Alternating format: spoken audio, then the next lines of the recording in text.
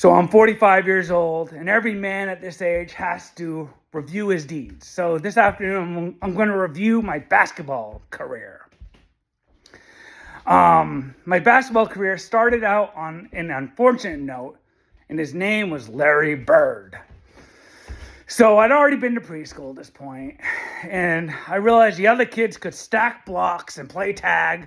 This physical body couldn't do any of that stuff. All it could do was math. So if it hadn't been for Larry Bird, I would have diverted my efforts into things I could actually win, like video games and math. But unfortunately, my first experiences watching basketball on TV were this white boy who didn't seem quite as athletic as anyone else on the court, but for something I can only describe as wizardry, somehow dominated the court. This made me think I had a chance.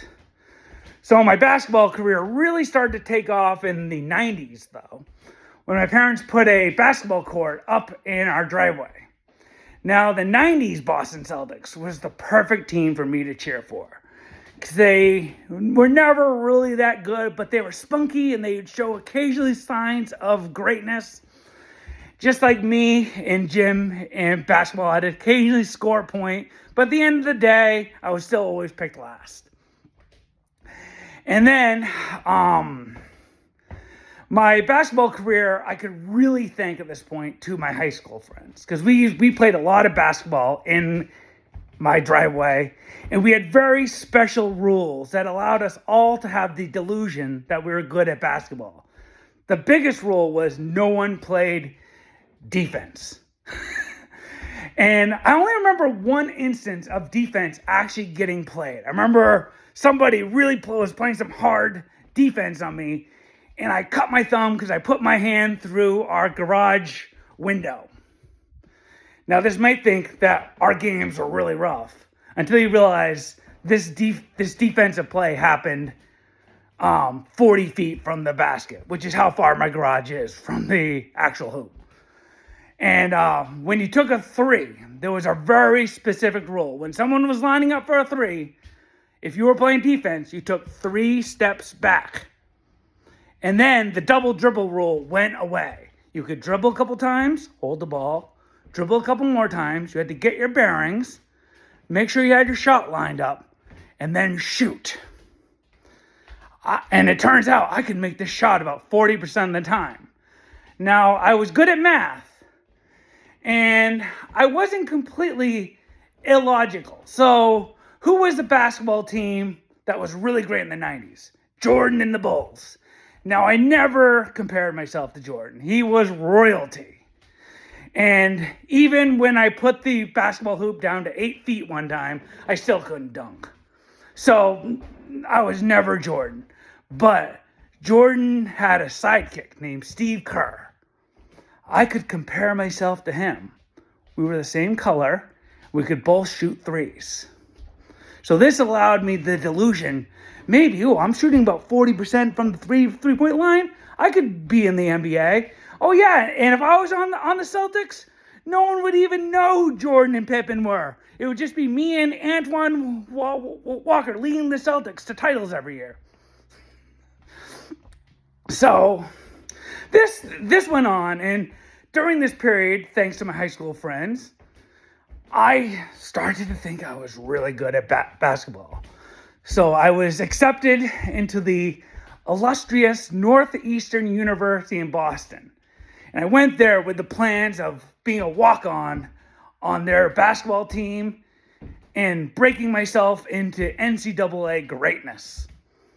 Well, so my first day at Northeastern, I go to the Marino Center, their gym, and I decided I'm going to try a pickup game. I need to start at the bottom to work my way up the basketball rankings of the Boston courts. This was the perfect place to start. My first pickup game did not go well, because it turned out they didn't know the rules at all. So I went to line up my three, and rather than taking the appropriate 3 steps back, when I went to shoot, they just blocked it. What the fuck? This is bullshit. And I've told this story in a humorous context many times because it's a good story about how you can become a big fish in a small pond, and that sometimes your pride can get the best of you. And this was what the case was. And part of this story was I always implied I'd been playing with nothing but white boys at this point, which was true. And then this was the first time I played against black players. And this was always an implied part of the story, and it was a good for a laugh, but this was a lie. This game was not against black players. It was against Indian players. And when you think of late 90s, early 2000s basketball, everyone thinks of Indian players as dominating the league. And though the small Indian basketball community of Northeastern University, they probably didn't have a lot to brag about. One thing they did have to brag about one day was the day they stuffed this cocky white boy about 12 times and never let him get off a shot. They probably celebrated with curry afterwards. Is that why Steph Curry's so good at basketball? Is he part Indian? I don't know. Oh well. So fast forward. I've been humbled enough at this point to realize my basketball skills were limited. So whenever I went to a gym, I still like to play basketball, but I'd always want to do it in the morning when no one was around. If there are other players in the court, I risked being exposed. Could not let that go on. So I only shot around when I could let this delusional version of my basketball self out. Because if there's another player that actually played defense, the whole thing fell apart. And then fairly recently, at work, there was talk of basketballs. There was a pickup basketball game at lunch. And somehow, I got talked into it one day. Oh my God, the days before, I was in a complete panic. Because at this point, as an adult, I knew I wasn't as good as my talk was. But the day came, and very early on, I was past the ball, and I took a shot, and God took care of me. Swish, first shot in. And I did my little dance. And then, the team was like, he's really good. We have a sharpshooter on our hands. And then the rest of the game, when they passed the ball to their open sharpshooter, I'd immediately pass the ball off to another guy in double coverage. I was 1 for 1 that game. 100% shooting. It turns out, because I was the fattest player in the league, I could still block out shots, and I got a couple rebounds here and there. So I lived up to my reputation, and people thought I was good at basketball. Never played again.